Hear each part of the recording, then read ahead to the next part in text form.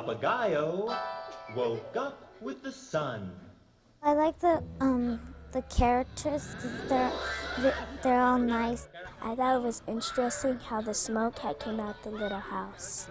I liked the parrot, and I liked his songs that he sang. I liked the monkey and the parrot, and I thought the wolf was going to eat the whole moon.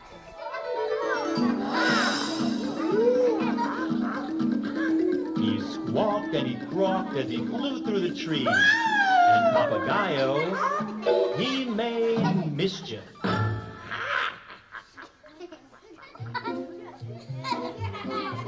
Sometimes he steals fruit from the spider monkey. Hey! I was eating that. Sometimes he'd surprise the butterflies, sending them fluttering in every direction. Go, go, go! Sometimes he'd fly high up in the sky and drop a great big nut on the armadillo shell. Hey! The San Diego Opera Puppet Theater is probably the most unique program that we have in the Education and Outreach department. I think there are only 3 opera companies in the United States that have such a program, and one of those companies was a kind of an outgrowth of our program. Because they liked what we were doing so much, they decided to copy it. It's really wonderful because it covers that earliest age of kid that we want to get to in the schools. That's K through 3, the primary grades. Very few opera companies have something specifically for kids that young, and puppets are perfect for that. I mean, you know, they're cuddly, they're attractive, they're immediately accessible to the kids. So it's a great way to introduce opera and sung drama to little ones like that. It began about 10 years ago, our program. There was first a piece called The Dragon Who Stole Opera, which obviously was an introductory piece about the whole form. And there were various characters in it based on characters in opera, and the kind of a wrapped story around it. And then in 1995, we commissioned an opera based on the book Papagayo by Gerald McDermott, which had won an Endicott Award for children's literature. The opera itself was written by Edward Barnes, who has an awful lot of experience in writing children's operas. I don't think he had ever written a puppet opera before. So we got him together with our puppet master, Lynn Jennings, who is a brilliant builder of puppets and a stager or a stage director of puppet shows. And between the two of them, they concocted a really wonderful piece based on Gerald's book. And it's really brilliant. I think it works very, very well. When the idea of an opera was first proposed, I was really excited because the idea of translating my picture book into an entirely new medium and filling it with music and action and performing it with puppets seemed to me just a wonderful way of opening it up and also presenting it to a new audience in a new way. Papagayo, wake up! You gotta help us! He's back! It's really here! He's here! Where? Let me at him, let me near him. I'll show him!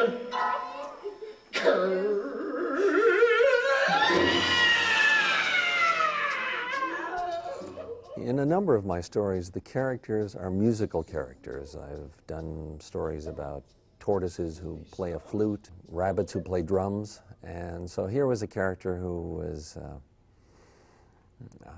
used his voice to communicate, and not always a melodic way, but certainly there was the potential there for creating a character who would be lively and express himself through song.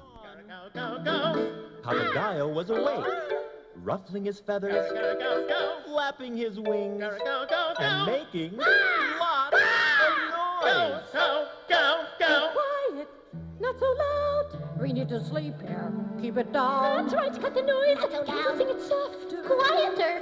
Milder. Shh. In addition, the chorus, as it were, is the collection of night animals, night creatures who come out to worship their beloved moon. And so that was a nice counterpoint, and the opera plays on that balance between the two elements, the noisy parrot and the tuneful and melodic qualities of the night creatures. The day is too bright and too full of sounds, it makes us afraid.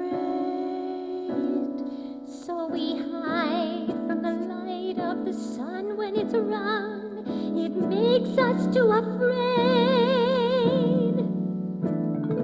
We like the quiet of the night, we like the softness of the light of the softness of the light of the moon, the sweet gentle moon.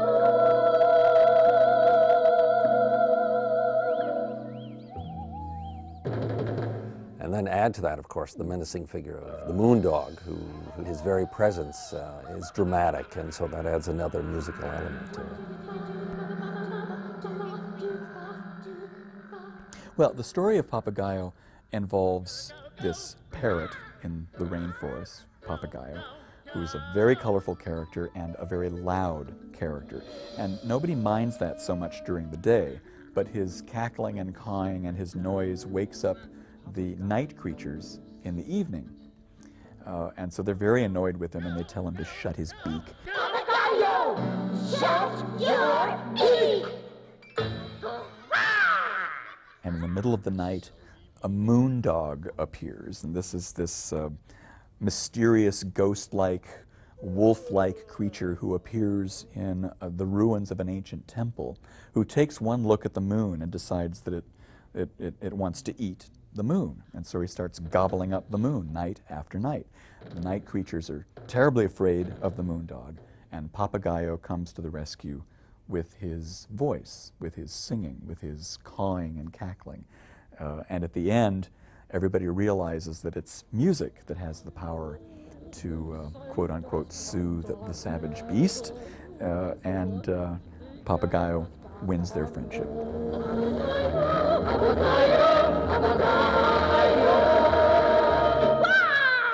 But remember what you did, so that if he comes back, you'll have something you can do.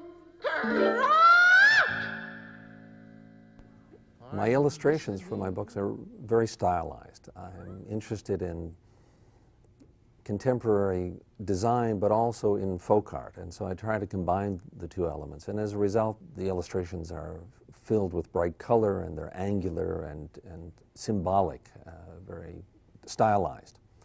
And the puppet designer was able to retain those qualities, but also make them dimensional. And so, for example, the scenes of the rainforest have all of the angular, stylized quality, but they also have depth as well.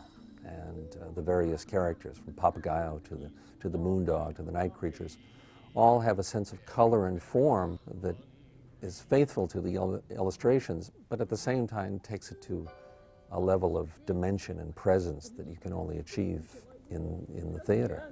And if your coat felt all itchy and worn and thin, what would you do? I'd take it off, that's what I'd do. I'd shed my skin. There's always I designed the puppets, I trained the puppeteers, I directed the show, choreographed the puppet movements with a lot of assistance from the puppeteers. Very few of them had performed with puppets before they came and became part of the volunteers for this program. They are the best group of volunteers I have ever worked with. In 25 some odd years, they're magical. And they keep coming back year after year after year to do harder and harder and harder and longer work. They're really neat folks. Many of us are getting on in years, and the levels of energy are not as high as they used to be. And even though we come out in the morning with all kinds of spirit, and at the end of the day, that reserve of energy has been somewhat depleted. The show itself is only half an hour, but we do help set up, get the puppets ready. We do help tear down. It takes a whole day, so you really put in almost maybe 14 hours a week. Jeff? Yes? We need the sandbag for the table bush, please. There is a very honest commitment by the volunteers to this program, and there is hard work, and they're all willing to give of themselves in that manual labor as well as in the spiritual thing, if you wish, of committing to these children and hoping to improve their outlook on life and their well-being. Actually, we're a terrible bunch of frustrated people. Yeah. You know, I mean, this is our moment on the stage. And we have people who feel sorry for us. Oh, you poor dears, you have to. But actually, it's we wouldn't give it up for anything. All of us continually are learning the art form. I don't think any of us ever consider that we have mastered it, and I sure wouldn't consider myself a puppet master. I could name you a dozen other people in this country who I would consider masters. And having thought about it in the last 10 minutes, I've got the feeling they probably wouldn't consider themselves puppet masters either, because I think we're all still students. We all still learn what the art form can do. This was life in the rainforest. The Bunraku style of puppetry was developed by Bunraku, who lived in the late 1700s in Japan. It was his style, and it was a very distinctive style that is still used today. This is a very Americanized version. I'm not sure the Japanese would own it. In this country, we tend to call any puppet that is worked from directly behind and manipulated in view of an audience, we call that Bunraku or Bunraku style or Americanized Bunraku. The story really could not have been told effectively if all the puppeteers had been working behind a stage like this. It's supposed to be a rainforest jungle. If the puppets are going to move and become alive, they have to have that ability to move in the set. They have to be able to come in and out, and I think the Bunraku style serves the performance a lot better. The audience, within 2 minutes, if that long, forgets that there's a performer behind there. They're all dressed in black, they have black hoods, they have black gloves. Anything shiny is hidden or masked, so that because they do the puppets so well, they literally disappear and you don't realize they're there.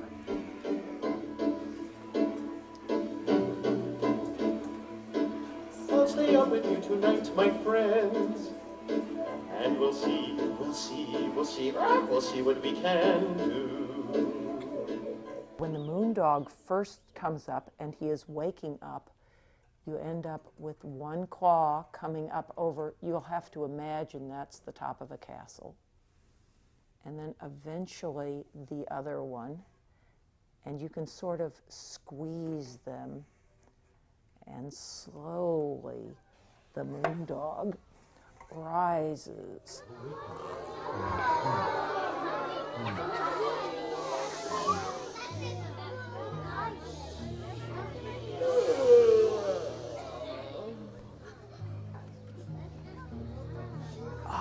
And he stands up on his feet, and he'll look out at the audience. And suddenly he'll realize, I'm hungry, so he'll rub his stomach. He was very, very, very hungry. I'm hungry. I'm really very, very hungry. And he turns to one side and notices off that way is a frog. I'm very, very hungry, and slowly he'll stalk the frog. A morsel, a nibble, a bite. I need some food, food, food, food, food. The frog disappears.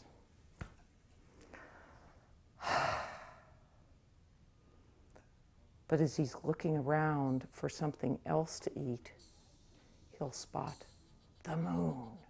And he starts then singing to the moon.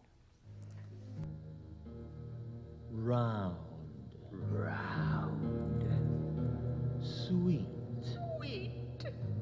and delicious. Delicious. The moon, the moon, the moon, the moon, the sugar sweet, honey filled, pure, delicious moon. I must have a taste of the moon.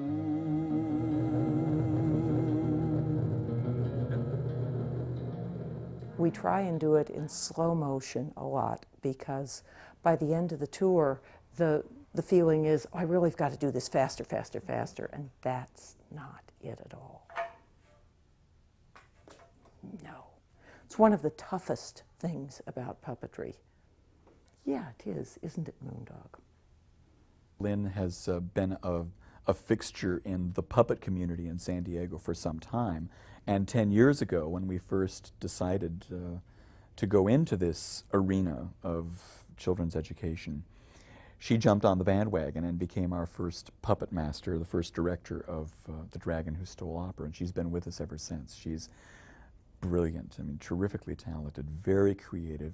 She builds stunning puppets, and if it wasn't for her, these characters just would not come to life. There are particular challenges with the opera program because the opera's main focus is on the glory of the singing voice and the singing voice to tell a story magically. What a puppet does best is move. What a puppet does worst is stand there and flap its mouth. So we've got this interesting dilemma in this program, marrying the joy of live voice, which we cannot do with this program. We have to have a canned tape, which is a problem. And what a puppet does best, which is move rather than speak. This particular program, I think, comes a lot closer to blending those two worlds.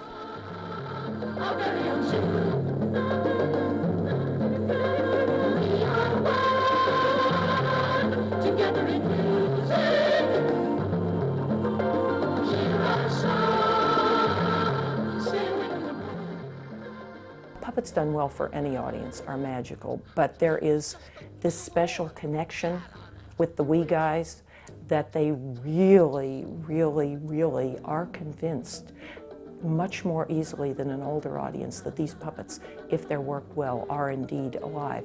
And it's something that they remember forever. You meet someone on the street or at a presentation who says, I saw you at that show. I saw that show. And do you remember when? And they can quote, you know, bits and pieces of the lines. So yeah, we're doing our job. Bye-bye. Now, of course, all of those hours that the volunteers give and the 3 months of their lives every year that they offer to us are wonderful, and we're so grateful for that. But beyond that, we've got to thank the Maxwell H. Gluck Foundation and Muriel Gluck for her support, her personal support of this program. We would not have Papagayo. In fact, we would not have a San Diego Opera puppet program if it were not for this foundation. Is he gone?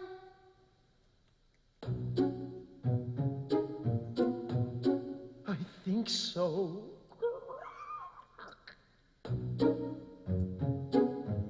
You know, I always get a tear in my eye watching this piece because it always works. The message always gets through, and the kids always react to it so positively and so beautifully. To be an observer and see how a group of talented artists had taken my creation and carried it to another level and made it into a living, dynamic presence. I was thrilled, and to create that excitement while bringing to life an ancient story is a form of art and enriches everybody.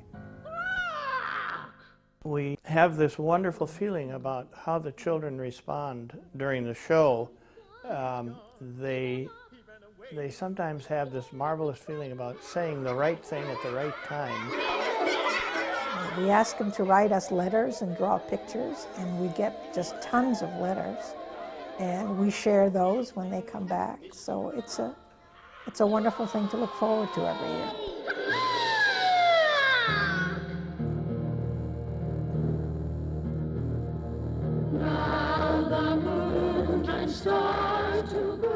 The puppets were really interesting. I think it was great.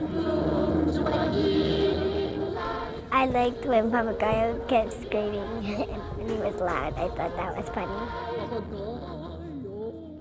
Very often people think of folk tales as entertainment and diversion, but in fact these stories carry ideas about life and the drama of living life in a way that's metaphorical. And I think the children identify with the character of Papagayo. And the other aspect of the story is the cooperative one, that all the animals learn how to join together to achieve a common goal. And that message is at the heart of the tale. And that is the spirit that emerges in the production. But the night creatures had already settled down for a good day's sleep.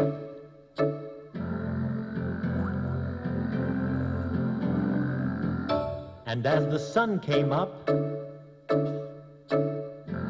and dawn began to color the sky, Papagayo prepared to greet the morning. He ruffled his feathers, flapped his wings, stretched his neck, opened his beak, and go, go, go, go. But not a single creature complained. Gara, gara, gara, gara, go, go, go, gara, gara, go, go, go, gara, go, gara, go, go, go, go.